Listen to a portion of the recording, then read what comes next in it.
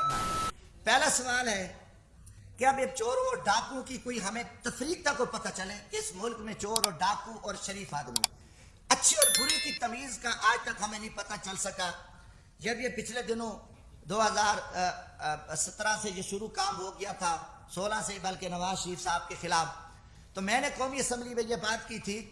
میں نے کہا بات ہے کہ یہ وہی نواز شریف ہے جس کو آپ نے پہلے جنرل پرویز مشرف کا پیارا گرا رہا تھا، اور ایک بہت بڑا قومی مجرم، بہت بڑا لٹیرا، بہت بڑا ایک دہشت گرد آپ نے بنا کے قوم کے سامنے پیش کیا، اور اس نواز شریف کو آپ نے جیل میں ڈالا، سزائیں دی، آخر اس کے ساتھ مکمکا کیا، اس کو این آر او دیا اور 10 سال کے لیے وہ چلا گیا۔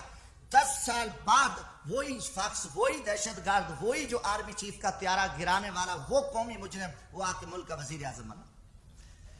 آپ نے آصف زرداری پہ 7 سال جیل میں رکھا، دنیا کا بدنام زمانہ، دنیا کی کرپشن، دنیا کی لوٹ مار، دنیا کا لٹیرا، سرے میل، وہ ساری گینگ، آصف زرداری اتنا بڑا لٹیرا، 7 سال کا مجرم، 7 سال بعد رہا ہوتا ہے، وہ صدر پاکستان بنتا ہے۔ اس کے بعد پھر یہ فارمولا کہ نواز شریف نے وہ میمو گیٹس ہوں، وہ ڈان لیکس ہوں، ملک دشمن، اس نے مودی کے ساتھ دوستی لگائی، اس نے افواج پاکستان کے خلاف سازش کی، اس نے جندال کے ساتھ بیٹھ کے افغانستان میں اسکریپ کا سودا کیا، راستے میں اس کی گاڑیاں بارڈر پہ پکڑی گئیں، ان کو بڑا کچھ کیا، اور اس کے بھائی کے اوپر شہباز شریف، اس کی بیٹی، ان کے بھتیجے، سب قومی مجرم ڈکلیئر ہوئے، جنہوں نے اساس اداروں کے قومی راز امریکن کو دیے، مودی کو دیے، ان کی نواسی کی شادی میں اس نے شرکت کی، اس کو، اور اربوں کا وہ مجرم ہے۔ اب اس کو آپ پکڑ لیتے ہیں، اچانک وہ مجرم، اس کی سپریم کورٹ بیٹھتی ہے، سزائیں ہو جاتی ہیں، نائل ہو جاتے ہیں، وہ بیمار ہوتا ہے، اس کو ماضی کی طرح بھگا دیتے ہو۔ اب ان کے پورے وزیر مشیر آپ دیکھیں گے، شہباز شریف ضمانت پہ، وزیر داخلہ جو رانا ثناء اللہ صاحب ہے، اس کو کس نے پکڑا؟ اے این ایف نے، اینٹی نارکو ٹیکس نے، اس کو فوجیوں نے پکڑا، اس کے اوپر 15 کلو ہیروین کی ایف آئی آر، وہ ضمانت پہ، وہ وزیر داخلہ ہے۔ یہ سارے پکڑے گئے، مجرم تھے۔ مجرموں کے بعد آپ دیکھیں ساڑھے 3 سال بعد یہ سارے مجرم پاک ہو گئے، ساری چیزیں ختم ہو گئی، اچانک مکمکا ہوتا ہے، اچانک سودے بازی ہوتی ہے، اچانک عدم اعتماد آ جاتا ہے، اور وہ سارے چور لٹیرے جو افواج پاکستان کے خلاف گالیاں دینے والے، قومی راز دینے والے، پاکستان کو لوٹنے والے، وہ گینگز آ کے وہ وزیر اعظم بھی بن جاتا ہے، شہباز شریف، اس کی پوری ٹیم بھی آ جاتی ہے، اب نواز شریف بھی پاک ہے۔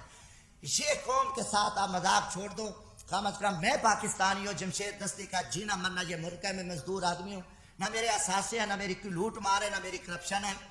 میں پاکستان کی عزت کے لیے، اس ملک کی بقا کے لیے میں بولوں گا، چاہے وہ کوئی جنرل ہو، فوجی، چاہے وہ عدلیہ کا چیف جسٹس ہو، چاہے وہ کوئی سیاستدان ہو، یہ ہمارے اوپر ایمانی ذمہ داری ہے، اللہ کا حکم ہے کہ آپ سچی بات کو جو ہے نا آپ نہ چھپاؤ۔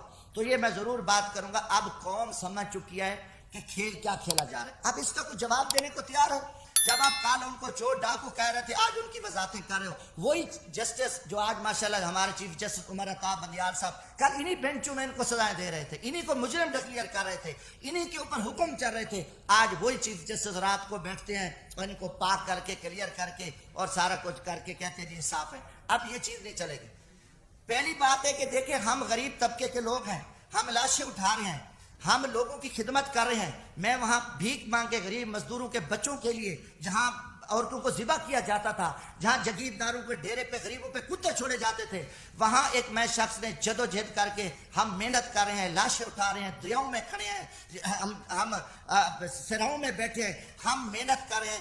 اب ہم سے لوگ پوچھتے ہیں کہ بھائی آپ کی کسی جی ایچ کیو سے دوستی ہے؟ آپ پاگل ہو؟ آپ جی ایچ کیو سے دوستی ہے تو آپ آ سکتے ہو، ورنہ یہاں آپ کی جو عوامی خدمات ہیں وہ نہیں ہو سکتی۔ یہ لوگ اب عام آدمی بھی ہمیں چراوا بھی کہتا ہے، میں کہ ہم تو یار عام غریب لوگ ہیں، ہم تو غریبوں کے جوتے اٹھا سکتے ہیں، ہم کسی جنرل کے جوتے نہیں اٹھا سکتے، وہ بڑے جوتے ہیں، وہ بڑے لوگ جوتے اٹھا سکتے ہیں، جمشید دستی کیا کر سکتا ہے؟ آج آپ نے سیاست کو تباہ کر کے رکھ دیا۔ آج وہ پیپلز پارٹی، وہ بھٹو کا نظریہ تھا، آج آصف زرداری اسٹیبلشمنٹ کے آگے لیٹا ہوا ہے۔ آپ نے ایک دروازہ کھولا ہے، اور سیاستدانوں کو آپ کتے کی طرح خیرات ڈالتے ہو اور وہ ارد گرد یہاں پھر رہے ہیں، عوام مر رہی ہیں، لوگ ذلیل ہیں۔ اسلام آباد میں ایک تماشا لگا ہوا ہے، آپ نے نہ رمضان شریف کا کوئی تقدس کا خیال کیا، نہ آپ کو اپنی عزت ہے۔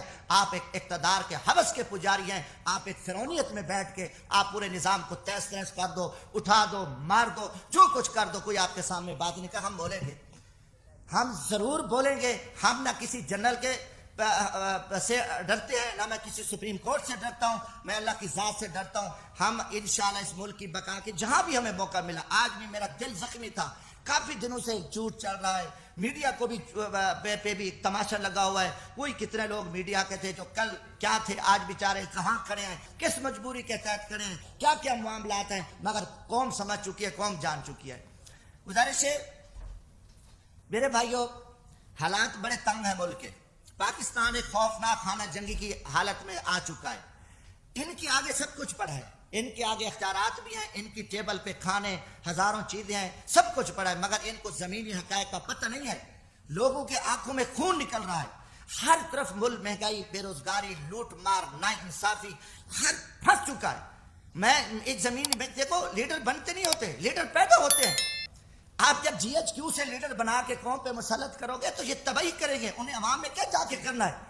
انہوں نے تو لوگوں کو ذبح کرنا ہے، نہ ورکر کلاس بچی ہے، نہ کوئی چیز بچی ہے، سب کچھ آپ نے تہس تہس کر دیا۔ زمینی حقائق کچھ اور ہے۔ میرا تعلق ایک جھاڑو والے طبقے سے ہے، ایک ریڑھی والے، رکشے والے، ایک ہاری طبقے سے ہے۔ میں عوام میں دیکھ رہا ہوں کہ عوام میں جو لاوا پک چکا ہے، وہ ٹھیک ہے، آپ کا خوف ہے، آپ کا دبدبہ ہے، آپ کا تھانہ ہے، آپ سے ڈرتے ہیں، مگر اس کا انجام خوفناک ہوگا۔ پاکستان ایک خانہ جنگی کی حالت میں، آپ کو پتہ بھی نہیں ہے کہ ملک کے کیا حالات بن چکے ہیں۔ آپ بند کمروں میں بیٹھ کے، فرعونیت میں بیٹھ کے، آپ سب چوروں کو، لٹیروں کو، کرپٹ، ہم آپ سے پوچھیں گے۔ یہ سوال میں جی ایچ کیو سے بھی کرتا ہوں کہ یا کل یہ چور، ڈاکو، لٹیرے، بدماش ہیں تو پھر ہم چوریاں کرتے ہیں، ہم ڈاکے مارتے ہیں، ہم لوٹتے ہیں، پھر یہی طریقہ ہے کہ جب سب لٹیرا، ڈاکو، ملک دشمن، ملک کا وزیر اعظم بنے، ملک کے وزیر بنے، عہدے بنے، تو پھر یہی طریقہ صحیح ہے۔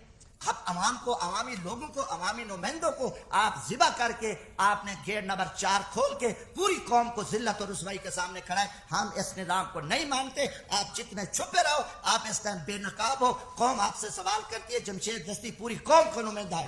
میں عام آدمی میں آپ سے پوچھتا ہوں کہ یہ تماشے کیا لگے ہوں، یہ کتنا عرصہ آپ نے یہ تماشے لگا کے آپ پاکستان کو بند گلی میں دھکیل دیا ہے۔ دوسری چیز ہے، میں کسی کا وکیل نہیں ہوں، جس طریقے سے آپ نے اس